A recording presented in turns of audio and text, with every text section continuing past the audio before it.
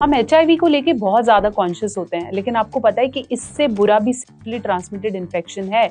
जी हाँ, जो है हेपेटाइटिस बी। ये मैं बहुत बार रिक्वेस्ट के बाद ये वीडियो बना रही हूँ। हेपेटाइटिस बी एंड बोलने को हेपेटाइटिस से हम ये समझते हैं कि ये तो कोई लिवर का इन्फेक्शन है, लेकिन एक ऐसा लिवर का इन्फेक्शन जो सेक्सुअल कॉन्टैक्ट से फैलता है, जिसे हम कहते हैं हेपेटाइटिस बी। इसकी वजह से आपको लिवर सिरोसिस मतलब लिवर का डैमेज होना या लिवर कैंसर भी हो सकता है, और हाँ, इसका कोई भी इलाज संभव नहीं है।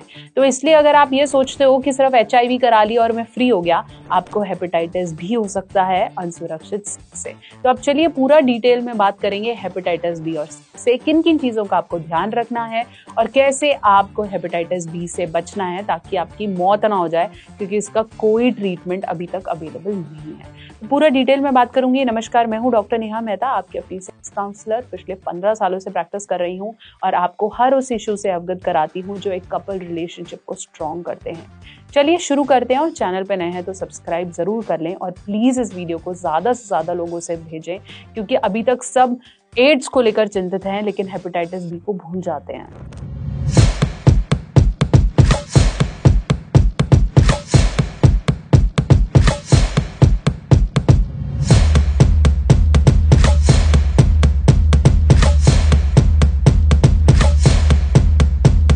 तो चलिए हम बात कर रहे थे हेपेटाइटिस बी है क्या। हेपेटाइटिस बी, जहां से आप समझते हैं हेपाटाइटिस, दैट मीन्स लिवर का infection. It's like inflammation of your liver, जिसे हम क्रॉनिक भाषा में लिवर सिरोसिस भी कहते हैं। बहुत बार हमें ये समझ में आता है कि लिवर अल्कोहल या स्मोकिंग करने से खराब हो जाता है। जो बहुत ज्यादा ड्रिंक करते हैं शायद उन्हें हेपेटाइटिस होगा। जी नहीं, हेपेटाइटिस बी फैलता है इन्फेक्टेड सिम से, वजाइनल फ्लूइड से, या फिर ब्लड से।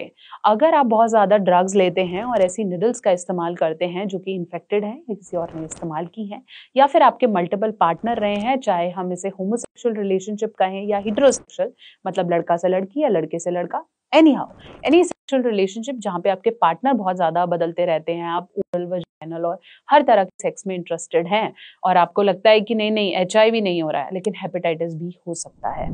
अब क्वेश्चन आता है, क्या ये जानलेवा दिक्कत है? डेफिनेटली, ये आपको मौत के घाट तक उतार सकती है। साथ साथ इसका कोई भी अभी तक क्योर या ट्रीटमेंट अवेलेबल नहीं है। सिर्फ रेगुलर टेस्ट से और चेकअप से आप इससे रिकवर कर सकते हैं, लेकिन इससे लड़ने के लिए हमारे पास वैक्सीन है। हेपेटाइटिस बी का वैक्सीन है जो आप डेफिनेटली, जब आपका कॉन्टैक्ट हुआ या आपको लगा मैंने अनप्रोटेक्टेड किया है, तो फिर आप फटाफट से इसका पहला डोज ले सकते हैं, और 24 घंटे के बाद आपको इसका बूस्टर डोज भी लगवाना है। हेपेटाइटिस बी के प्रिकॉशनरी इंजेक्शंस भी होते हैं जो मेडिकल फील्ड में हर डॉक्टर को, हर नर्स को, हर पेशेंट को लगता है, हमें भी लगा हुआ है। एक प्रिकॉशनरी वैक्सीन है जो कि आपकी बॉडी में एंटीवायरल प्रॉपर्टीज देती है, ताकि अगर ये इन्फेक्शन कहीं से पेशेंट से डील करते वक्त या उनके ब्लड से हमें आ भी जाए तो हमारी बॉडी उससे डील कर पाए। साथ साथ अगर आपको हेपेटाइटिस बी होता है और आपको डॉक्टर डायग्नोस कर लेता है या आपके रिपोर्ट्स में आ जाता है, तो फिर इसके लिए एंटीवायरल मेडिकेशंस होती हैं जो कि आप रेगुलरली उन एंटीवायरल मेडिकेशंस को लेते रहेंगे और धीरे धीरे आपकी बॉडी की इम्यूनिटी बिल्ड होती रहेगी। अब हम बात करेंगे कि अगर हमें हेपेटाइटिस बी हो गया है तो उसे कैसे पहचानें। हेपेटाइटिस बी के सिम्टम्स शुरू में तो बहुत माइल्ड होते हैं, ऐसे बहुत ज्यादा पता नहीं चलते, लेकिन अगर आपको ऐसे सिम्टम्स आए तो डॉक्टर सबसे पहले आपका हेपेटाइटिस बी का टेस्ट करता है, जो कि है बार बार जॉन्डिस होना, बार बार यूरिन में आपको पीलापन महसूस होना, बहुत ज्यादा थकावट महसूस होना, बार बार उल्टियां आना या भूख की बहुत ज्यादा कमी हो जाना। ये बहुत बार इतना सिवियर हो जाता है कि धीरे धीरे आपका लिवर अंदर अंदर डैमेज हो रहा है और आपको पता नहीं है। बहुत बार हेपेटाइटिस बी आपको कुछ गलत या गंदी चीजें छूने से वजह से भी हो सकता है, जैसे मेडिकल फील्ड में कुछ लोग होते हैं, या फिर ऑर्गन ट्रांसप्लांट करने की वजह से, ताकि आपका ब्लड जो है वो प्रॉपर चेकअप करके या सेफ्टी प्रिकॉशन से नहीं गया है। हेपेटाइटिस बी एक प्रेग्नेंट महिला से उसके बच्चे को भी हो सकता है ब्रेस्ट फीडिंग या डिलीवरी के दौरान। चलिए अब बात करते हैं कुछ ऐसे मिथ्स या जुड़ी हुई भ्रांतियों के बारे में जो हेपेटाइटिस बी से जुड़ी हैं।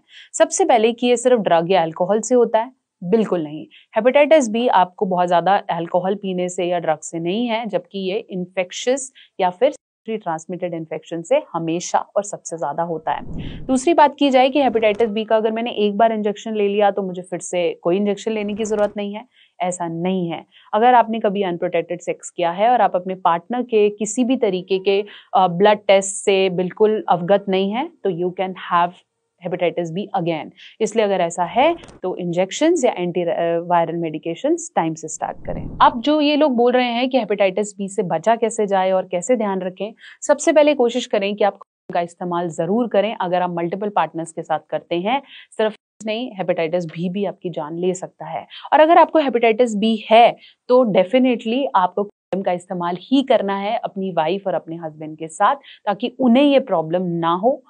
से भी हेपेटाइटिस बी हो सकता है लेकिन उसके चांसेस बहुत ज्यादा कम होते हैं। इसलिए जरूरी है कि अपना हेपेटाइटिस बी का टेस्ट जरूर कराएं, अपने डॉक्टर से मिलें और चेक करें कि मुझे ऐसा प्रॉब्लम तो नहीं है। प्लस अगर आपके साथ ऐसा है या आपको मल्टीपल पार्टनर्स या बाहर करने का मन है तो इस चीज से अवगत रहें और कंडोम का इस्तेमाल जरूर करें। आशा करती हूँ मेरी वीडियो आपके बहुत से डाउट्स को क्लियर कर पाई है। अगर कुछ ऐसा डाउट है जो मैं क्लियर नहीं कर पाई या फिर हमने उस चीज को कवर नहीं किया है या आप खुद इससे ग्रसित हैं और कुछ सॉल्यूशंस देख रहे हैं तो प्लीज प्लीज कमेंट सेक्शन में लिखें। मेरी इस वीडियो के माध्यम से मेरी कोशिश है कि हर उस पेशेंट को जिसे समझ नहीं आ रहा है कि मैं अब कैसे करूं, या मैं शादी करूं या ना करूं, या मैं बच्चा करूं या ना करूं, या फिर मैं एक अच्छा सेक्स कर पाऊंगा या नहीं, पूरा डिटेल में मैं चाहती हूँ ये वीडियो ज्यादा से ज्यादा लोगों तक शेयर हो और लोग एक्चुअली प्रिकॉशंस को यूज करें। बने रहें, जुड़े रहें, चैनल को सब्सक्राइब करें और बेल आइकन जरूर प्रेस करें।